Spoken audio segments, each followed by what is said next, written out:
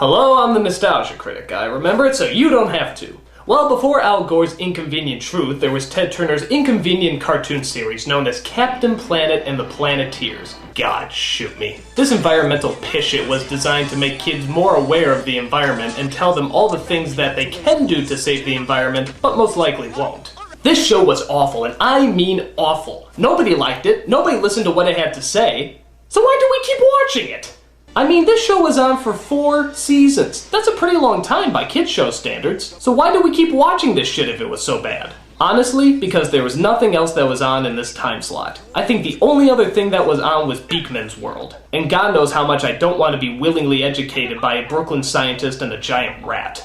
He's an exterminator's nightmare. So we kept watching Kapitan Planeta, much to our everlasting shame.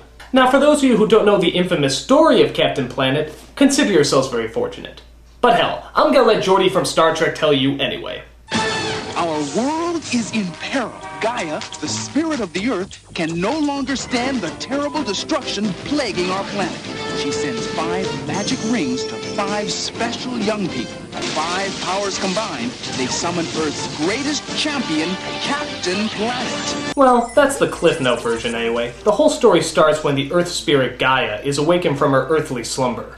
Is it me, or does it look like she's always in a perfume commercial? After she wakes up, she sees those poor, silly humans who are destroying the Earth. It's those poor, silly humans again. So she sends out 5 magic rings to 5 teenagers. Kwame from Africa, Guy from Asia, Linka from the Soviet Union, Mati from South America, and Wheeler from North America. Wheeler? Wheeler? Some parent was actually cruel enough to name their kid Wheeler? The only Wheelers I know about are the Wheelers from Return to Oz, and the further I stay away from them, the better. You know, this has been a very weird day. One minute I'm a kid from Brooklyn, the next minute I'm some sort of cut-rate superhero. Oh, I think I'm gonna hate Wheeler. I mean, the other characters are passable, but this guy is just obnoxious. What's that supposed to mean? It's like if Tony Danza got kicked in the nuts and was looking around for the guy who did it. Hey, yo, who kicked me in the nuts? Each of them are given a magic ring that controls one of the Earth's elements, like earth, wind, water, and fire.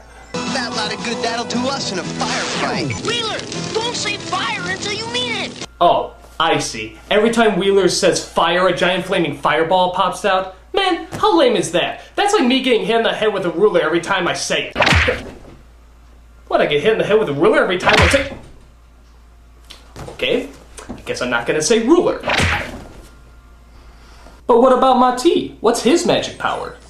Mine is heart. I can sense you all. Heart? Heart? They get fire, wind, and water? I get fucking heart? What a ripoff! What? Why can't I get any of the flashy powers and stuff into a heart? Are you kidding me? What a fucking coup! I mean, you can't do anything with heart. What, you make people feel better? Who gives a shit? I mean, this kid totally got ripped off. I mean, how do you think he feels about this whole thing? I recently sat down with Mati this past week to find out just how he felt about this situation. I'll tell you how I feel about the whole situation. I'm fucking pissed off, man. You know? What kind of kid wants to have heart as a power? I mean, I can't believe it. Jesus! Yeah, but surely there must have been some good that came out of this. After all, you were bringing people together. Fuck people! Bringing people together doesn't help you sell toys. It just makes you a pussy. A pussy! I am a pussy! Well, why do you think you got heart and everyone else got the flashier powers? Because I'm Indian. It's all Ted Turner's plan to keep the Indian man down. Fucking cocksucker! Wait a minute. I thought you were from South America. What's this crap about you being Indian? You're not the real Mati, are you? The thing about that is, heart! Oh! Fucking idiot! I am nothing but trouble. I mean, how is heart even supposed to work? You just say heart and all of a sudden people feel better? Give me a break. I mean, look at this thing. Are you telling me that this little thing is actually supposed to make people feel better? I see. What? Wrong ring. Alright, here it is. This is the ring that's supposed to make everybody feel hunky-dory. Oh, wow. Actually, this is kind of nice. I feel so relaxed and pleasant. So what if I don't have fire, wind, or water? It's not like I have to be ruler of the Earth. Damn it! Alright, so you get the idea about the rings and everything, but where does Captain Planet come in? Well, when they do combine their powers together, they unleash Captain Planet, who kind of looks like Silver Surfer's gay brother who has a summer home in Malibu. He's sucking the oil back! Oh. Guess I better make like the wind and blow. Captain Planet's main job is to save the Earth while also making as many horrible puns as possible. And now I'm gonna rain on your parade. It's time to tie up this loose end.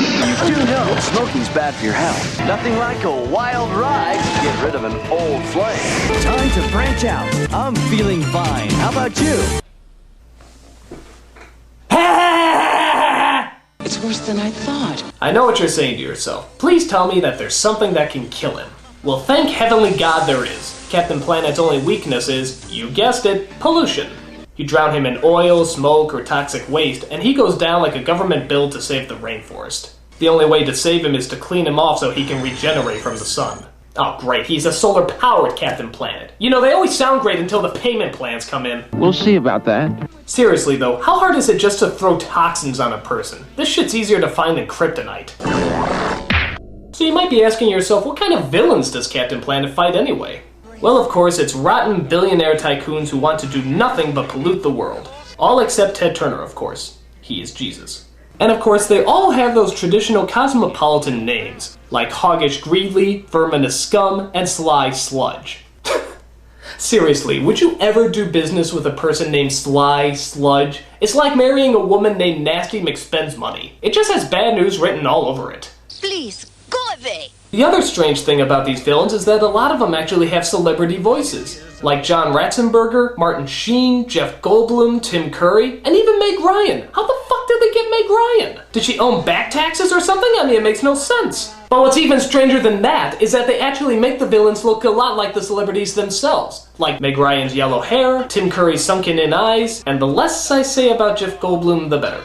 And that's also Whoopi Goldberg as the Earth Spirit Gaia. Now here's what I don't understand. If she's supposed to be the most powerful essence of the Earth, why doesn't she just stop these polluting a-holes herself? Don't worry, Planeteers. I will be with you in spirit. Oh, spirit. You know, from my past experience, spirit has usually meant a coward chicken pansy who doesn't want to get hurt and would rather sacrifice the lives of teenagers so that she doesn't miss her favorite reruns of Gilligan. But hey, that's just my past experience. Gee, I didn't think of that. You may also notice that anytime there's trouble, it's Kwame who initiates calling Captain Planet. Let our powers combine. Let our powers combine. Let our powers combine. Well, why does he get to call the shot? I mean, that's a lot of power. Can you imagine if he didn't want to say those words? Oh man, we're in a tight jam! Kwame, don't you have something to say? I'm not going to say it. Not until you apologize for stiffing me on the bill at Olive Garden. Oh, come on, man, I was short on cash. And I look like Don fucking King to you? Alright, I'm sorry. Then let our powers combine, douche. What? Nothing. Weird. Most of these episodes follow the same pattern. Some evildoer is polluting the Earth for the sole purpose of being a douche. The kids come to help, can't quite handle it, so they call in Captain Planet to save the day. But not all these episodes just focus on the environment. There's actually one or two episodes that handle different subject matters. So Captain Planet, what other issues are you going to talk to grade school kids about? AIDS? You tested positive for the HIV virus. Stop! Cease! Desist! Get out of there before it's too late! He sends fear and panic. Alright, so Captain Planet is going to talk about AIDS. God help us. So apparently, Verminous Scum has an evil plan to make high schoolers really hate this one kid who happens to have AIDS. Just listen to his foolproof evil plot. Once we let people know the kid has AIDS, we can panic the whole town! See, when people panic, they don't think. If they don't think, they stay stupid about AIDS and it can spread. And once it spreads far enough, we take over the Earth! Makes sense to me! There are only a few ways to contract the virus. Using drugs with needles, unprotected sex, or he could have gotten it from that blood transfusion he had a few years back. These kids are just learning how to spell blue! Don't tell them about drugs or unprotected sex! What the hell's wrong with you? Who cares how I got it? It stinks! Ugh.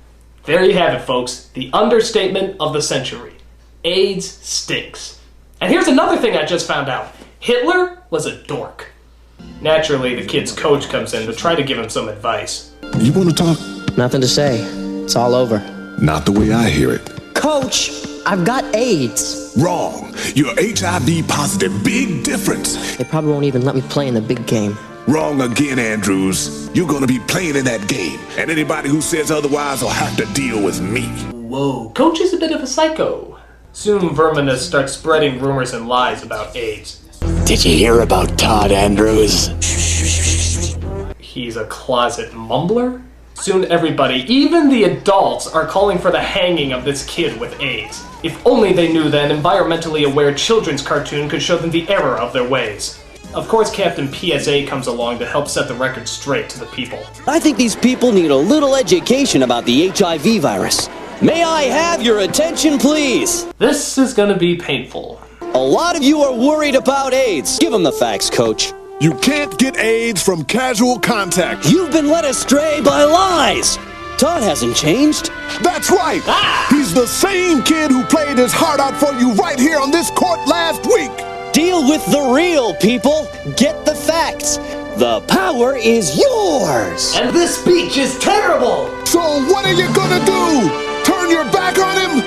Or give him the chance he deserves?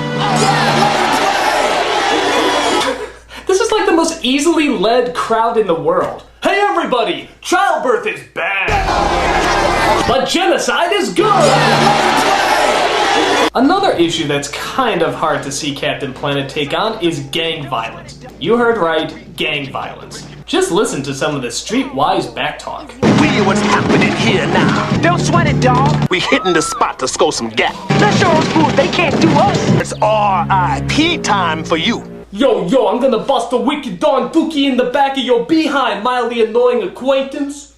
And the way they convey the terror of gang violence is by having pictures of civil rights leaders posted all throughout the cartoon. They never really reference them, they just kind of put them there. I mean, look at this. They don't say anything, they don't do anything, they just kind of appear and then disappear.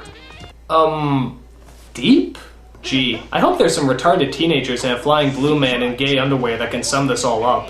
Can't you see? It's time to stop wrecking and start really educating. Peace or war, it's your choice. That would have been the funny ending, but instead we get a look into the gang members' heads as they analyze all that the civil rights leaders have fought for.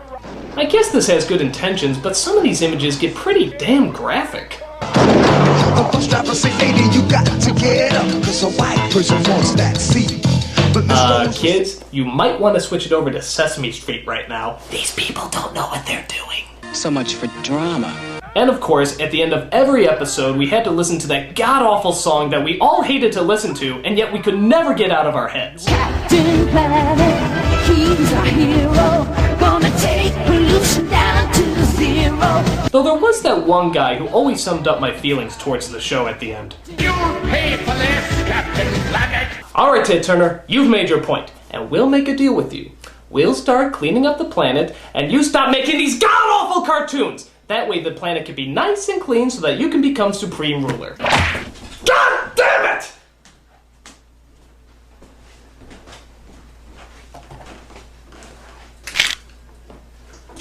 I'm the nostalgia critic. I remember it so you don't have to. Ruler! Ha! I really hate this episode. Captain Planet, he's our hero,